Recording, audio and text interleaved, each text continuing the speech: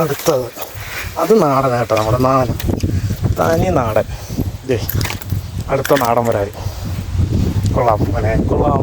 പുളി പുളി പുളി അടിപൊളി ഒരു നാടൻ വരാതി കണ്ടല്ലോ.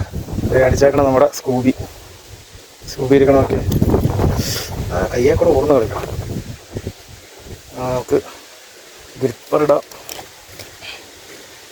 ഗ്രിപ്പറിന് വേറൊന്നുമല്ല, ഉമ്മാർ ഭയങ്കര ചാട്ടക്കാരാണ്.